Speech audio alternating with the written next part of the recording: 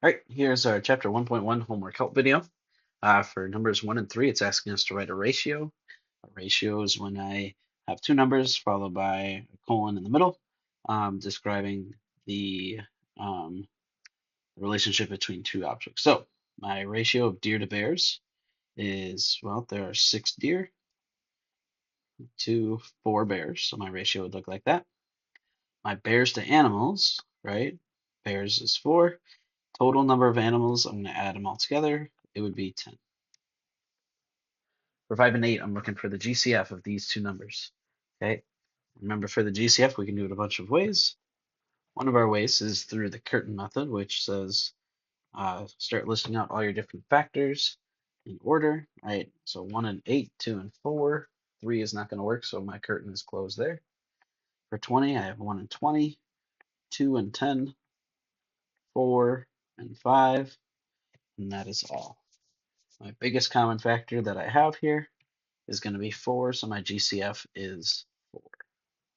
For 48 and 72, I can also use the ladder method. All right, and I'm going to think what number can go into both of those. I know that 12 can go into both of them. There are 4 12s in 48, and there are 6 12s in 72. Not quite done yet because I can take out a 2 again. So that'd be 2 and that'd be 3, and now I'm all done. My GCF I get by multiplying all the numbers on the side together. 12 times 2 is 24. For 9 and 11, it's asking us to determine which number is greater and then which number is further from 0 and explain why. So the greater number is just looking at these two numbers, which one is greater. Now I see a positive 4 and a negative 6, and I know that positive numbers are always greater than negatives. So my greater number is going to be 4. For finding which one's farther away from 0, we're actually just going to take the absolute value of both of them. Okay, because right, the absolute value says what is the distance from 0. Well, the absolute value of 4 is 4. The absolute value of negative 6 is 6. 6 in this case is bigger than 4, so we would say farther from 0 is going to be negative 6. All right, for fractions and decimals, okay, this time I've got both of them are negative, and I'm trying to think which one is greater, right? The greatest numbers, if they're both negative, are the ones that are closest to 0. Okay, so I know that 4/5 is less than 1. Okay, so it's smaller, but 1.3 is greater than 1. Meaning, if I was to look on a number line, negative 4/5 would come in between the 0 and the negative 1, and negative 1.3 is in between the negative 1 and the negative 2. We're looking for the one that's closest to 0 in this case. So my greater number is negative 4/5.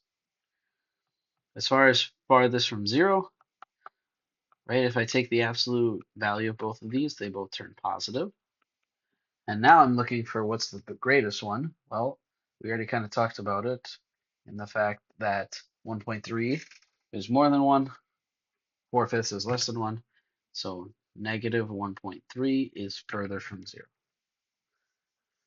All right, finding absolute values. Remember, absolute values are just how far away numbers are from 0. Typically, it's just the positive version. Um, or it always is the positive version. Sometimes we have to look for negatives on the outside, though. Okay, so how far away is negative 2 from 0? It's 2 units. Negative 5.3 is 5.3 units away. Negative 15 fourths is 15 fourths units away. 4 and 2/5 stays 4 and 2/5. And 5 and 1/6, or negative 5 and 1/6 absolute value, that is 5 and 1/6. For comparing, right, it's asking us to compare. Sometimes they're an absolute value bar, sometimes they're not. Okay, so we're going to go through. Absolute value of 5 is 5. Absolute value of negative 5 is 5. So we have equal pairs here. 4.9, absolute value of that is 4.9. Absolute value of negative 5.3, negatives on the inside, so this changes to positive. 5 is bigger than 4, or less than sign should go like that. This time I have the absolute value of 4.7, but take the opposite. Well, the absolute value of 4.7 is 4.7. Take the opposite will be negative 4.7. I have a negative value and a positive value. Positive is always bigger. It should be a less than sign. Then I've got a situation where it just flip-flops where the negative is. Negative on the inside, I mean this changes to positive. Negative on the outside, 3/4, the absolute value of it is 3/4, but take the opposite of that, and we get negative 3/4. Positives are always bigger, so I should have a greater than sign. Right? It's asking us to now write a number whose absolute value is greater than 3. Okay, if I think about this on a number line, here's 0. I'm looking for a number whose absolute value is basically bigger than negative 3. Because if I take the absolute value of negative 3, I get 3. So I'm looking for literally any other number over here. Okay, well, negative 4 is right there. Right, negative 4 itself is negative, but if I took the absolute value of negative 4, I get 4, which is greater than 3. So I'm going to say that my negative number whose absolute value is greater than 3 is negative 4. All right, moving to the back side here. Number 41 says the freezing point of a liquid is the temperature at which the liquid becomes a solid. And it's asking which liquid in the table has the lowest freezing point. And is the freezing point of mercury or butter closer to the freezing point of water, which is 0? All right. So for part A, a liquid in the table has the lowest freezing point. Well, the lowest freezing point would be the most negative. Okay, that would be the coldest. So with that being said, if we look, the lowest freezing point, the most negative number is right here. We're going to say this is airplane fuel. And then in between mercury or butter, which one has a freezing point closer to 0? Well, butter has 35, mercury has negative 39. We take the absolute value of both of these.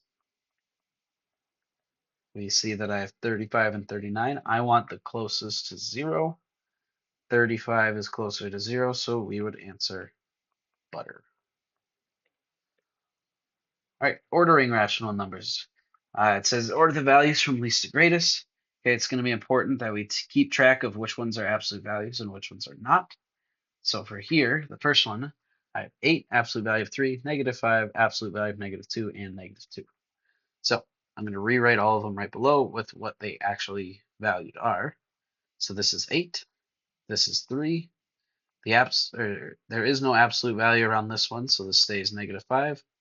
There is an absolute value around the next one, so that kind of changed to 2, and then I have negative 2. Okay, the least number I have is the most negative, which is negative 5. My other negative number is next. Then I can work from least to greatest in the positive realms, which would go 2, 3, and 8, just like that. Right, this is their values. If you want, turn them back to their original forms. Right, there's only really a couple we have to change. So then the absolute value of negative 2, the absolute value of 3, and 8, just like that. Okay, this is the more formal answer because we use the original forms. If you want to use the top, that's okay. For the next one, we do have a little bit of extra work we got to do because we're working with fractions, meaning I'm going to have to change them to all have common denominators before I can order them. So the absolute value of negative 3/4 is 3/4. Then I have 5/8. Absolute value of 1/4 is 1/4. Then I have negative 1/2. And then the absolute value of negative 7/8 is positive 7/8. All right, I'm going to look for a common denominator. Well, it looks like 8 was going to work because I can get to 8 from 4 and 2. Okay, changing this to have a denominator of 8 and multiply by 2 on the bottom. So I'm going to multiply by 2 on top, get 6. 5/8 already had an 8 on the bottom. 1/4, I'm going to need to do times by 2. and then multiply by 2 on top to get 2/8. Negative 1/2, to get that into eighths, right? I can multiply by 4. Negative 1 times 4 is negative 4. And 7/8 already had an 8 on the bottom. Putting these in order, I'm going to start with the negative one first, okay, which was negative 1/2. This one right here. Then the next one is going to be 2/8, which started out as 1/4. Next one is 5/8, which started out as 5/8. Next one is going to be 6/8, which started out as the absolute value of negative 3/4. And then finally, we have the absolute value of negative 7/8 being our greatest. All right, 46. The table shows the golf scores relative to par. Question A says the player with the lowest score wins. Which player wins? Well, I'm looking for the lowest or the most negative, the one most to the left. On a number line, if we look at all these, right, 0 is par, and that was player 2. Player 1 had a +5. Player 5 had a +2. And we had player 4 -1. And player 3 with a -3. Sorry, -4. All right. Player with the lowest score wins. Which player wins? Well, I'm looking for the one most to the left. That would be player 3. So P3. P3. Next up, who's the closest to par, right? Par means you score as 0 because that's what you were trying to hit. So the one closest to 0 is player 2 because they scored 0. Furthest from par means take the one that's furthest away from 0. It's either going to be player 3 or player 1. And looks like it's going to be player 1 because 5 is greater than negative, or is greater than 4, which would be the absolute value of -4. So we would say player 1. All right, last question here. It says you use the table to record the temperature at the same location for several hours. At what time is the temperature the coldest? At what time does the temperature closest to the freezing point of water? 0 degrees Celsius. All right, let's take a look here. The coldest temperature would be the one with the least amount of value, right? I see this is the only one in the 3s. It's the coldest, furthest away from 0 or towards the left. So we're going to say the coldest is at 3 p.m. Okay, closest to 0. I'm going to look for one that is closest to 0.